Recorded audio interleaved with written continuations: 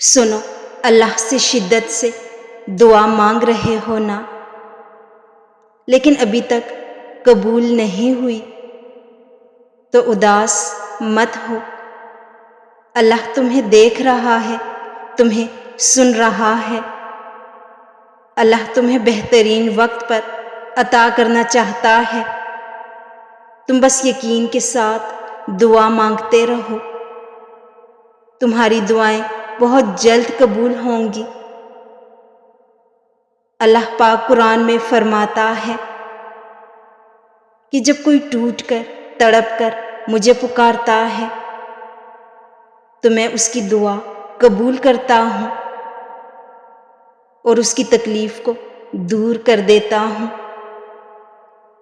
اللہ پاک ہر شے پر قادر ہے، علم و حکمت والا ہے۔ وہ جانتا ہے تمہارے دل میں چھپے درد کو، بے آواز سسکیوں کو، نیند سے خالی بے سکون راتوں کو، خاموش دعاؤں کو، دل میں دبی حسرتوں کو۔ وہ ضرور جواب دے گا تمہاری دعاؤں کا۔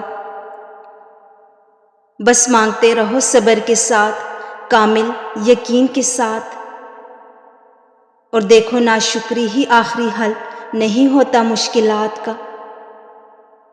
تمہاری ساری مشکلات کا حل اللہ پر یقین ہے۔ جتنا کامل یقین رکھو گے اللہ تمہارے لیے اتنی ہی آسانیاں پیدا کرے گا۔ اللہ پر کامل یقین سے اپنی مشکلات پر قابو پانا سیکھو۔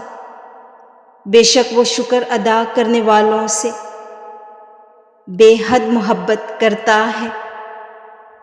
تمہیں بس یقین رکھنا ہے کہ جو تمہارا ہے اس تک تمہیں پہنچنا نہیں پڑے گا، بلکہ وہ راستہ خود ڈھونڈ کر تم تک پہنچا دیا جائے گا۔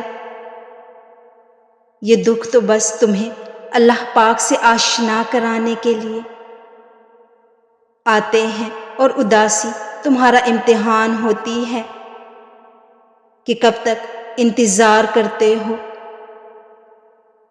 پھر تمہیں وہ سب واپس دے دیا جاتا ہے جس کے بارے میں تم اللہ سے بات کیا کرتے تھے،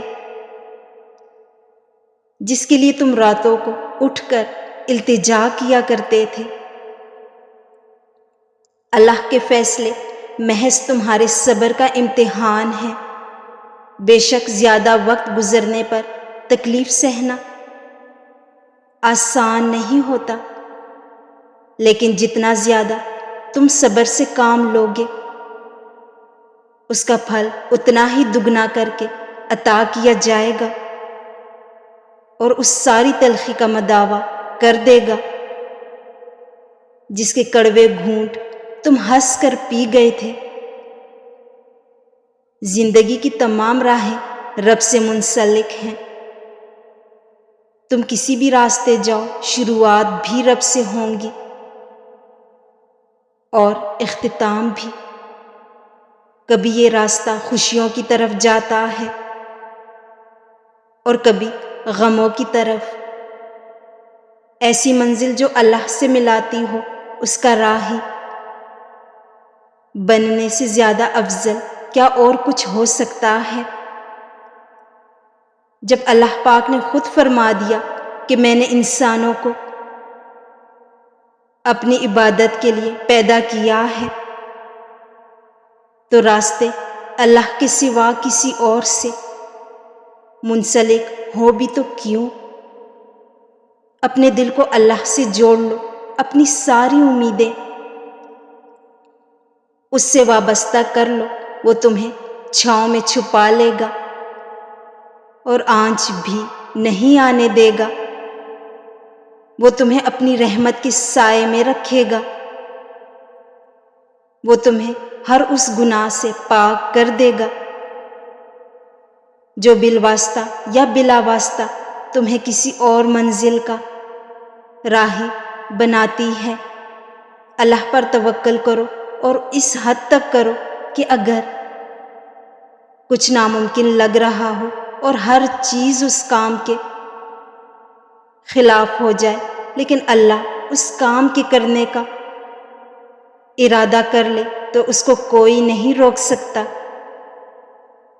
بے شک اللہ وحدہ لا شریک ہے، اس کی شان بہت بلند ہے۔ اور دیکھو وقت سارے ہی گزر جاتے ہیں، وقت نہیں رکتا، لیکن خوش نصیب ہے وہ انسان جو اللہ کو پا لیتا ہے، غم میں صبر سے، شکر سے، خوشی میں سجدے سے، عاجزی سے، اپنے مشکل وقت کو سجدوں سے بھر دے، اپنے غموں سے دعاؤں کے شجر اگائیں، اپنی مشکلات اور تکلیفوں کو اللہ سے بانٹو، تاکہ جب راحتیں ملیں تو فخر ہو کہ میں برے وقت میں بھی اپنے رب سے مایوس نہیں ہوا اور امید کا دامن نہیں چھوڑا۔ ہر اس آزمائش کے لیے الحمدللہ کہیں جس نے تمہیں لا کر اللہ کے آگے کھڑا کر دیا، اس کے سامنے سجدے میں گرا دیا اور تمہارا یقین اللہ پر پختہ کر دیا۔ سب چھوٹ جائے مگر رب سے رابطہ نہیں چھوٹنا چاہیے۔ اگر خود چل کر اس کی طرف نہیں جاؤ گے تو وہ غم بھیج کر تمہیں اپنی طرف رجوع کرا لے گا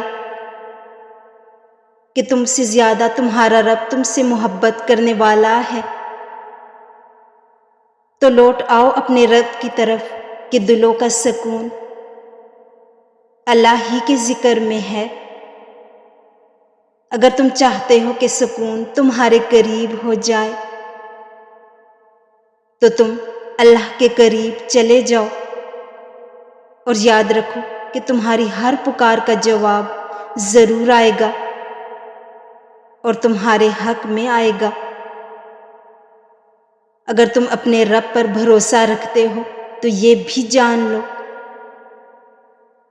کہ تمہارا رب اس بھروسے کو کبھی ٹوٹنے نہیں دے گا۔